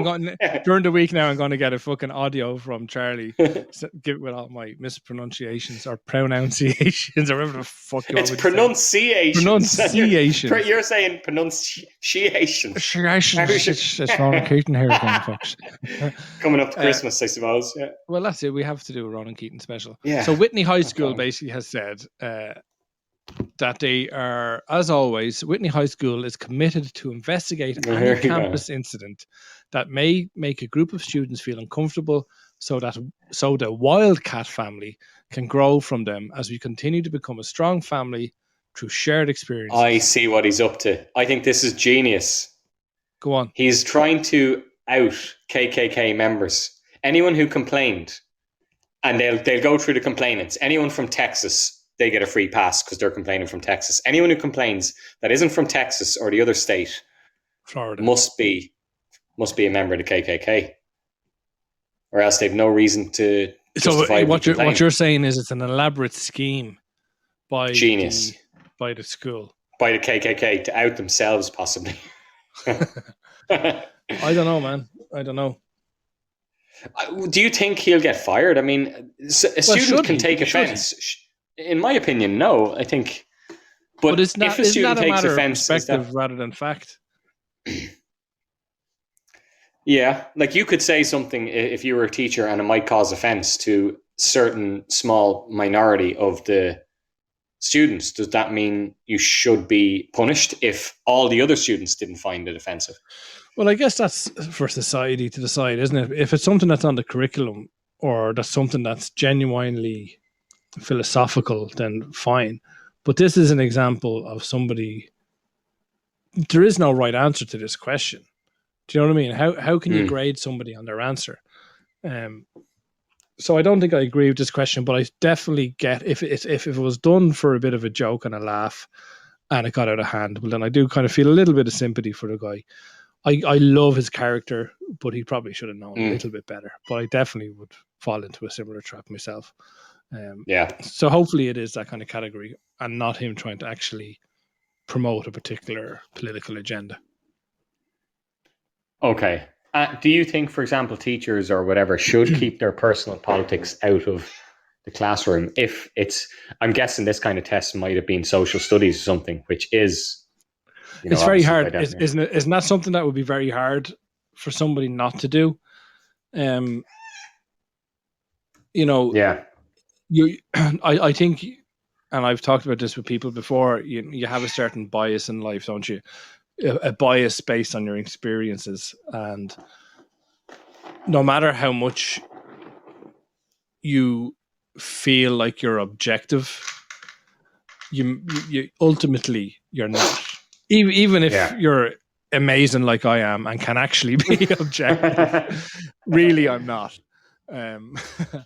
So it's a tough one. I think there's a part of me that's like, teachers just aren't going to be able to avoid it anyway. But what I would like or expect from a teacher of my children would be that they, maybe perhaps they sell a certain agenda, maybe. At the end of the day, I send them to where I send them because I trust the education they'll get there and the philosophical beliefs of the teachers there. So maybe, there is a little bit of, maybe just, sell this a little bit. But I think what's most important is to open up the opportunity for the children to ask questions and to perhaps explore different possibilities and make up, room for them to make up their own mind. I think that's important. Yeah, I don't mind a little nudge in the right direction. I don't mind a nudge once there's enough there, and I don't think everyone would agree with that. Some would probably say there should be no influence at all.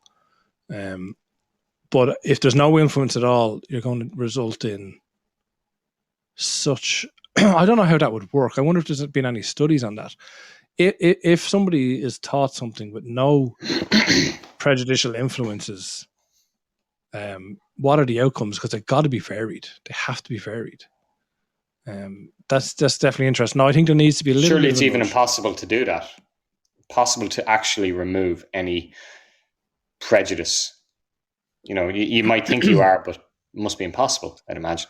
Yeah, I guess because history is written by the victor, isn't it? So, yeah, I guess it's probably impossible, but you can get probably to a certain percentage of factual information without influence. I don't know. Okay. And I imagine, Goldie, no offense, but I imagine you just sent your kids to the nearest school to your house. You didn't go investigating the various, beliefs of the school. I don't know whether to be like a little bit insulted by that accusation or not, because I appreciate the candor. While I appreciate the candor, I'm insulted by your trust in me as a person to do the right thing. No, we didn't send them to what you described as the closest. We certainly didn't send them to the most convenient. There was another school that was more convenient, but we didn't feel there was actually two schools, but we didn't feel it was the right school, and we didn't feel that one of our criteria was that it was an Irish school, a Gael school. So by default, almost there was I think 3 options, maybe 2 options, and we picked a particular one. But the more convenient schools were most definitely ruled out. Okay. So you're wrong. I stand corrected, Your Honor. You fucking do. Active listener. Why did you send them to an Irish school? Nicholas Shams with 55 and Charlie Naughton with 60. Why to an Irish school? We're getting very personal on episode 55 tonight. I think there's a couple of reasons. Number one, that it was very near.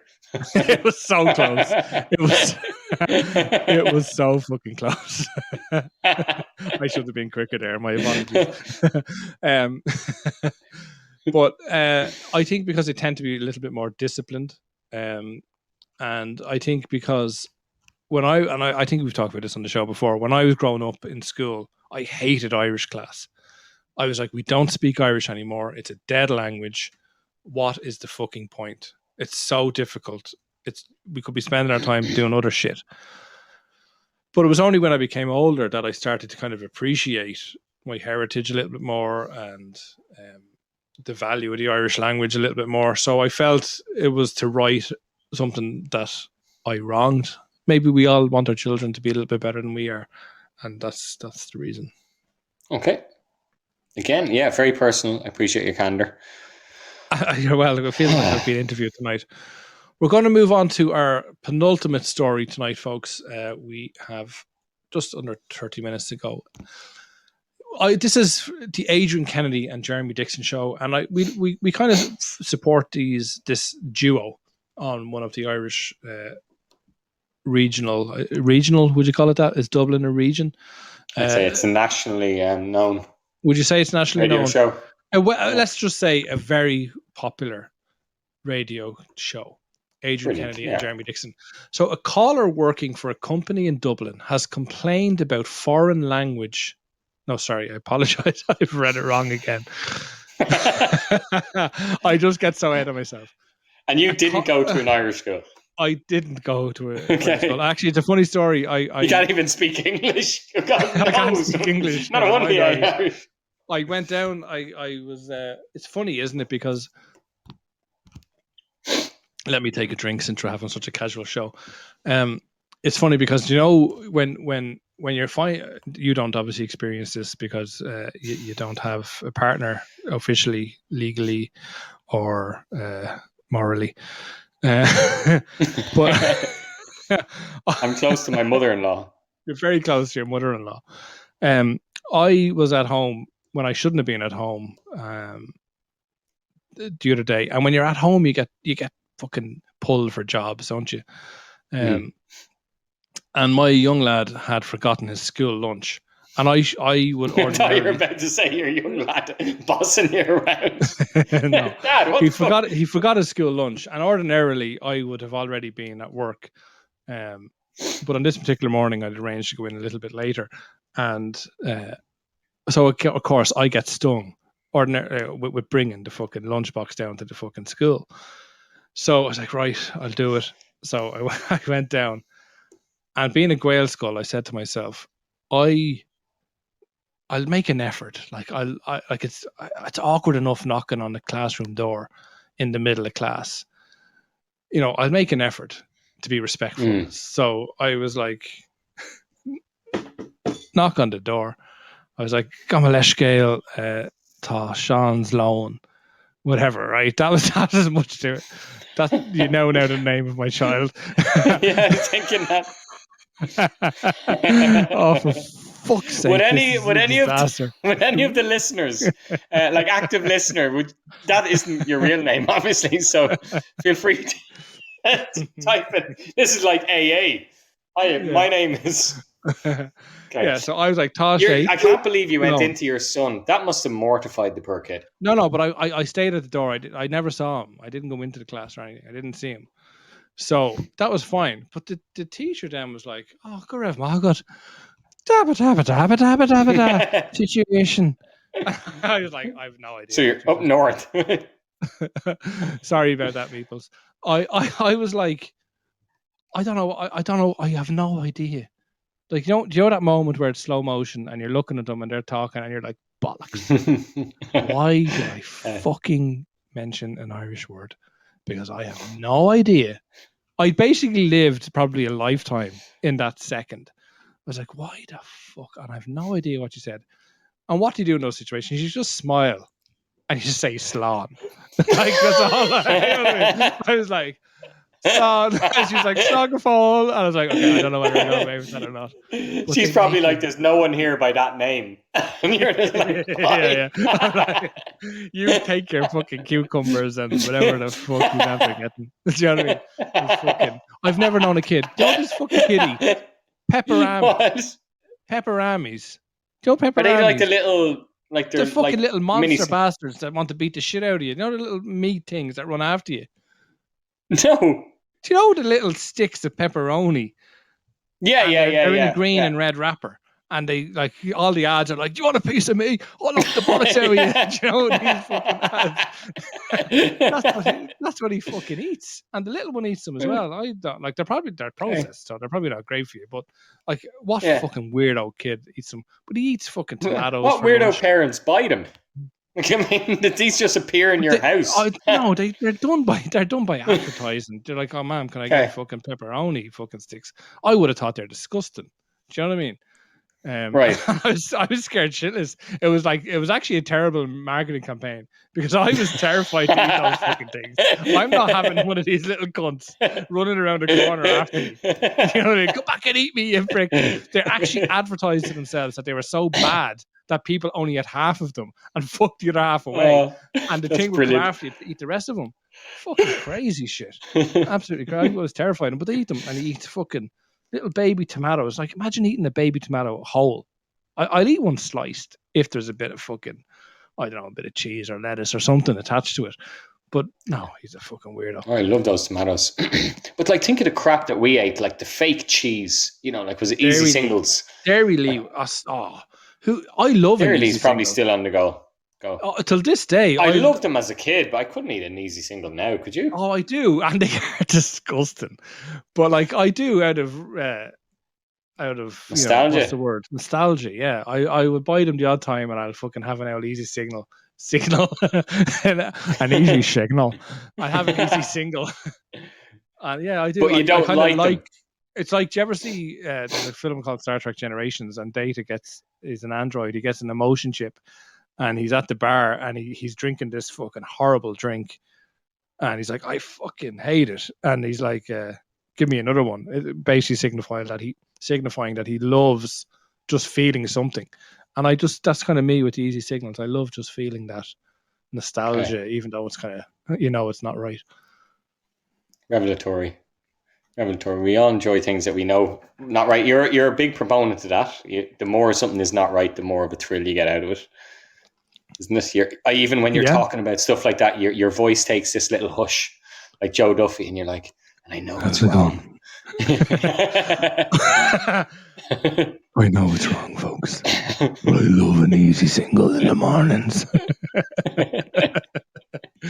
Oh, for fuck's I sake. love you. Absolutely love you, Goldie. So let me get back to the actual article.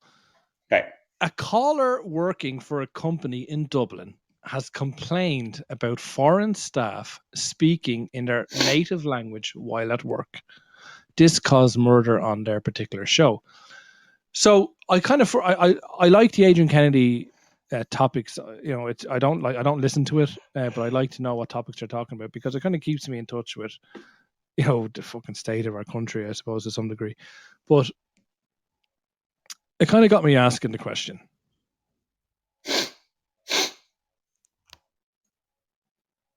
do you get pissed off when you walk into a shop and somebody, never mind speaking English, let's just stick with speaking English for the moment.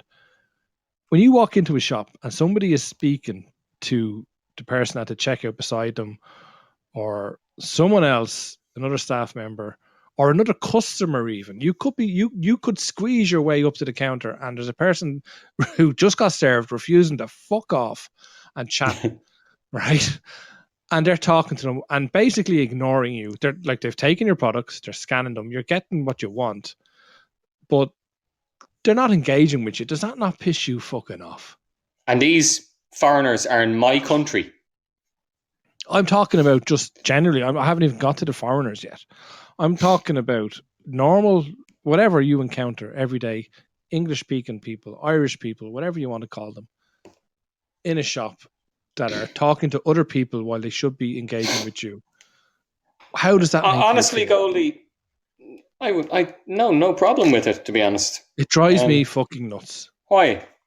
Because you're not engaging with your customer. If I walk up to a checkout and fucking Jacinta is behind the fucking counter and she's talking to fucking Charmaine or whoever the fuck it is beside her, when she should be actually saying, hello, how are you? How is your day? Whatever. Do you want a fucking bag? Like, do you know what I mean? That's what you should be doing, not fucking talking to fucking head the ball beside me. That drives me nuts. And I come from a customer service background, I guess. So I'm very conscious of it. And I'm like, it's so fucking wrong. It drives me nuts. Could that be your problem, your background? Then you're demanding, expecting too much. I mean, you're not going in to make a mate. No, but because I know from the background that I came from, I know that staff member should be actually engaging with their current customer, not engaging in conversation with fucking, I don't know, fucking Lucilla beside the fucking checkout talking about their fucking what they bought in pennies or whatever the fuck it is. Right. Or the customer, whoever, they should be engaging with me. Hello, eye contact. What's the story? Do you want a fucking bag? Do you want do you say anything to these people when they do it to you? No, I don't. Have you pulled them up? I don't, but I don't because I'm passive aggressive. I'm Irish. Do you know what I mean? I don't, but I guess it pisses me off because I know that they should be doing that from my background. Okay. That's the and right does it annoy you for a long time, or by the time you walk out of the shop, have you moved on? I have to say, I notice it when they do. I go to my local Spar, which isn't in the best of fucking locations, right? And I go in, and the staff are fucking lovely. They're young. They look probably enough said. They look a bit scrotish, like some of them, but they're lovely people, and they fucking thank me and they tell me, have a good day, thank you for shopping, whatever. Okay. It's actually noticeable. I'm like, I know you're just saying it because you have to, but I actually still. They're not trying to keep you in the shop while your car's outside. No. No, but I do appreciate it, even though they're ticking a box. I still appreciate it. So. But what makes you say they're ticking a box? Like, they don't have to do that. They're obviously nice-ish people, are they? They're decent people. Oh, they are decent people, and I'm sure they've been trained to do it. But they're even though they've been trained to do it, they're still mature enough to actually do it, or educated enough to actually do it, or whatever. Do you know what I mean? They give a shit enough to do it, and I appreciate that. Yeah, so that's off to them. So to answer this to Adrian Kennedy and Jeremy Dixon. I suppose yes, if people, we should ban foreign nationals speaking in their own Thank you. language. You've heard it here first. Right? No, don't cut And me on off, that Charlie. bombshell. We should ban foreign nationals speaking their own language in the retail sector when there's a customer in front of them. Do you know what I mean? Like if they're on their lunch break or they're in the storeroom or they're whatever, yeah, speak whatever fucking language you want. I don't care. But if you're out at front counter, front and center, the face of the organization, you need to speak the language of the people and not speak to anyone else except the customer you're engaging with, and certainly don't speak in a different language, which is even the height of it, more ignorant. What if and you're that's in not Spa discriminatory. and That's just basic. it sounds 101 discriminatory. service. It's not. It's because they should. My point is, they should not be speaking to anyone else except that particular customer. Let me clarify. If let's say, for example, I'm Italian, and I walk into B&Q tomorrow, and there's an Italian lad there fucking packing the fucking sellotape, and I say to him, "Where's the fucking 6mm drill for masonry?" And he turns around and he says to me, "When's your fucking Dal Mio day?" Recognizes that I'm actually Italian, and we engage in it in conversation in a foreign tongue. That's superior. That's excellent customer service. Absolutely condone that.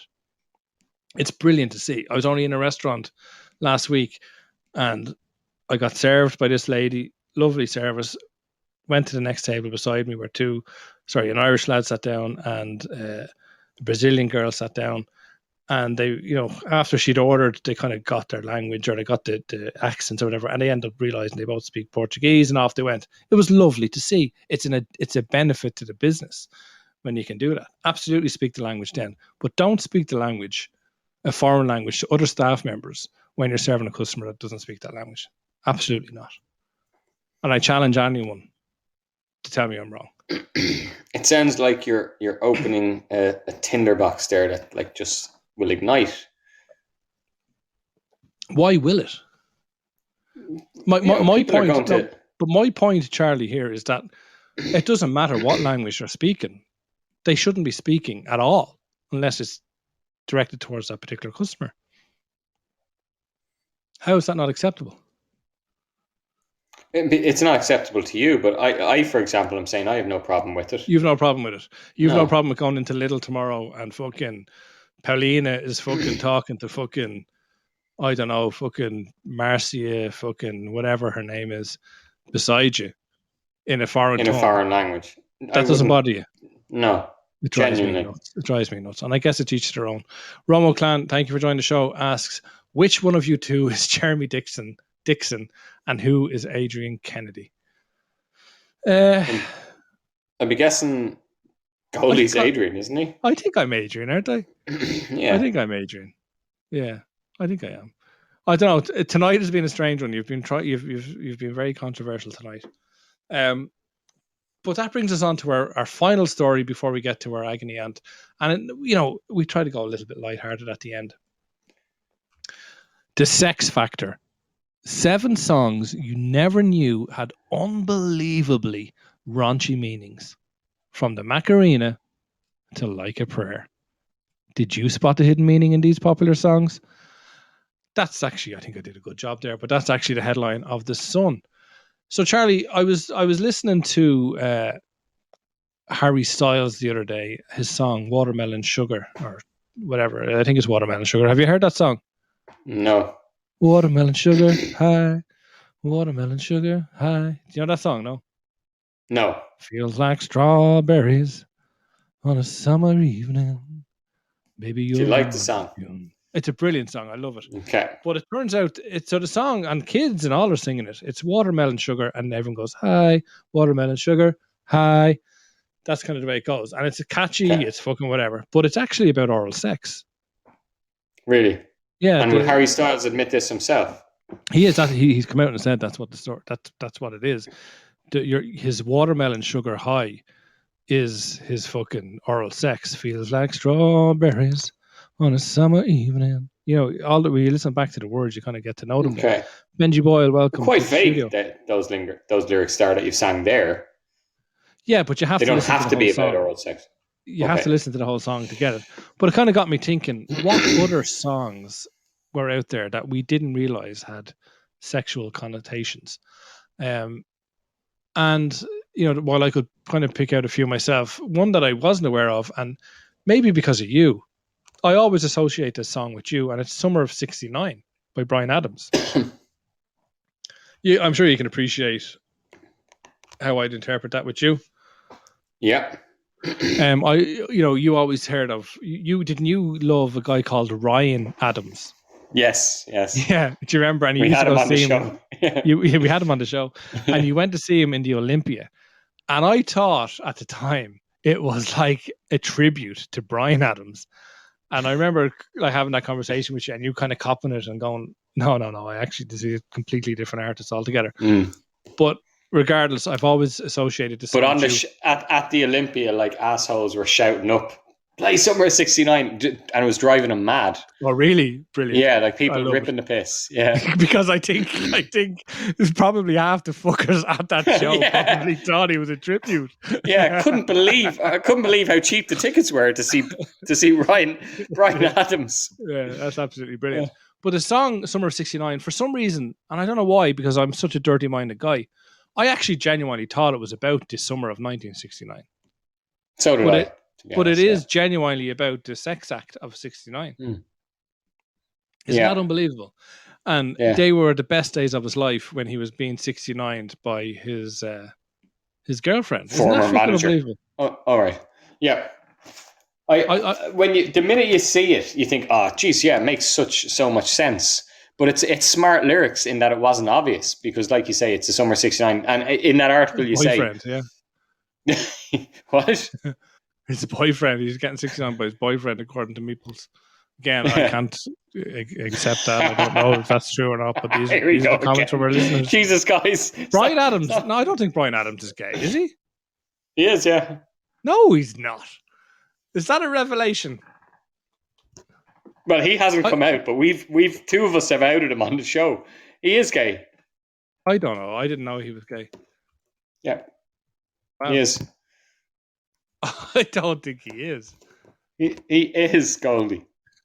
Wow. But anyway, it doesn't matter. Like, but look, that's fine. He is, yeah. But it's fine if he's gay. Like it is fine. We don't mind it. I actually.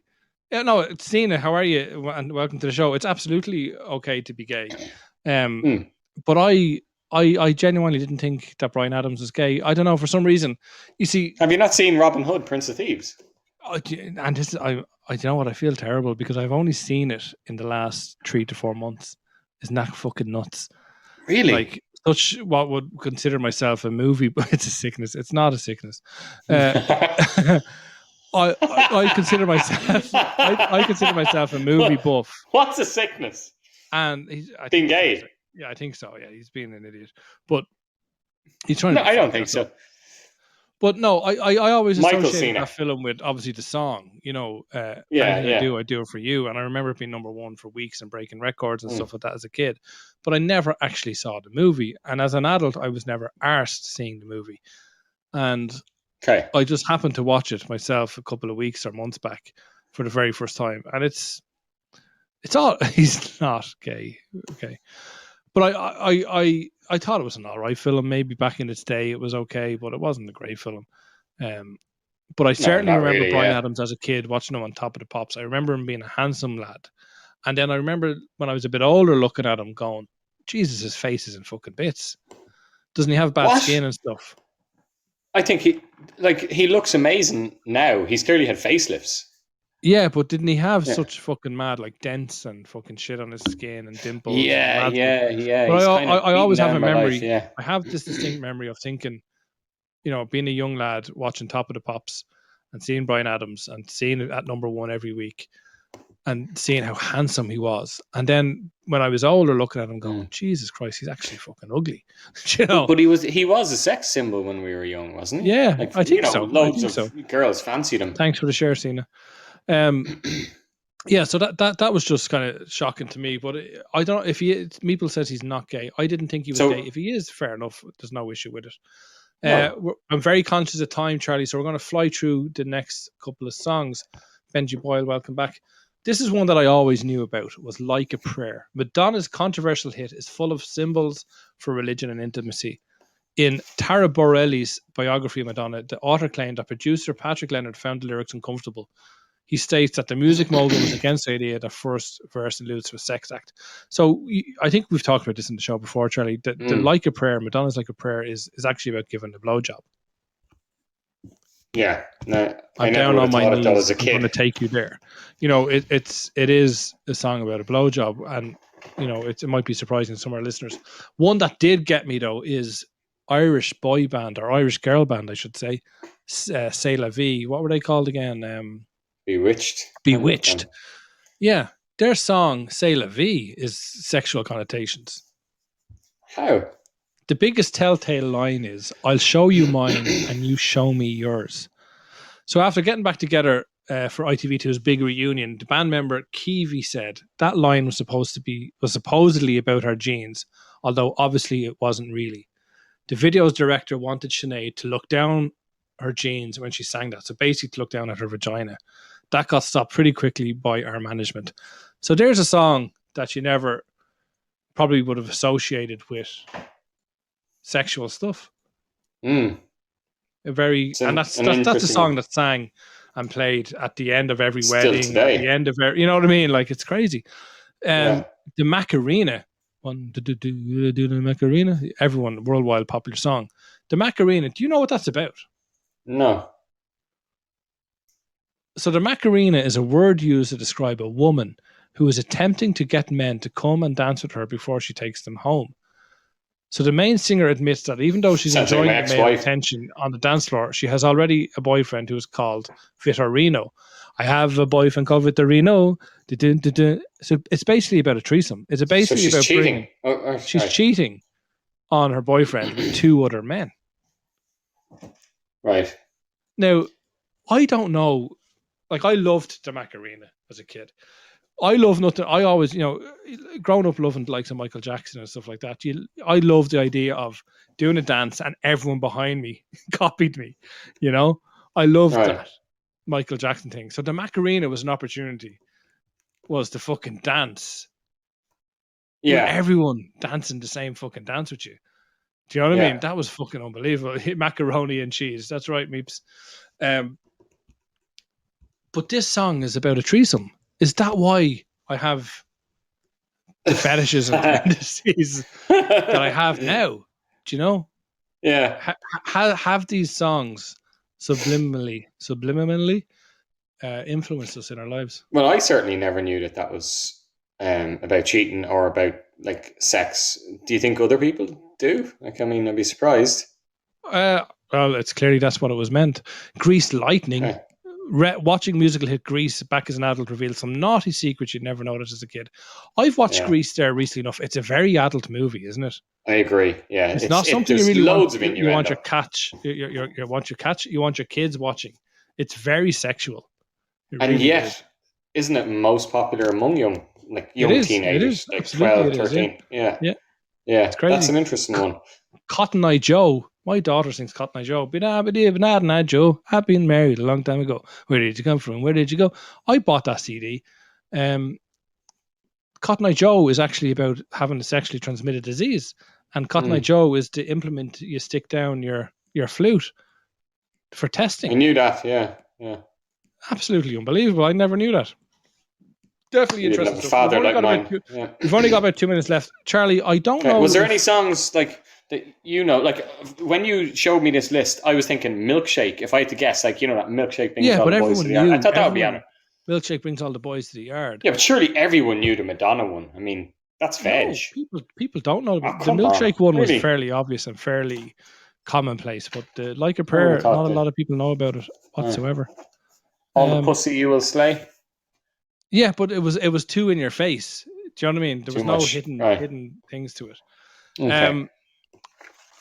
Listen, I think we should leave. I know there's somebody out there probably in agony, and we apologize for it. But we don't actually have enough time tonight, folks. We kind of got carried away. I was worried that we didn't have enough content for tonight on the back of last week's show.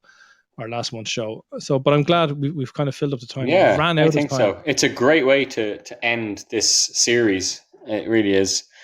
And what a way to go. What a way to end. Don't have 220 seconds. 220 seconds active listeners. We're going to get cut off in 71 seconds. Okay.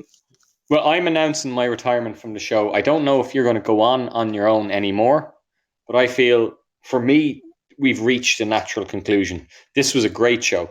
This is a great way to go out, I think. Wow. You're going to be careful, Charlie, because if you say that to me, well then, in my view, you have retired and you will be replaced. Brilliant. Absolutely brilliant. So, unless you want to make I'll come back for the apology next week. You come back for the apology next week. Yeah. Listen, folks, There's thanks very much for joining us. I've been Goldie Metcalf. I am no longer Charlie Naughton. My name is Alan Hickey. And this has been Midnight in Baghdad. Wow. Oh my God.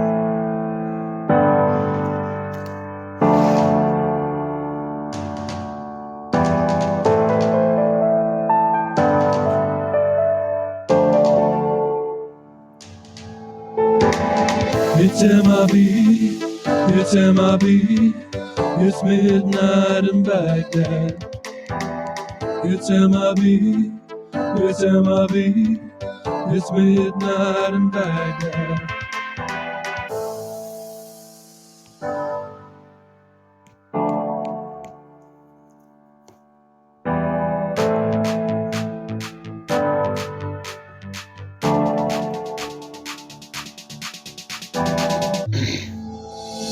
It's MIB, it's MIB, it's midnight in Baghdad. It's MIB, it's MIB, it's midnight in Baghdad.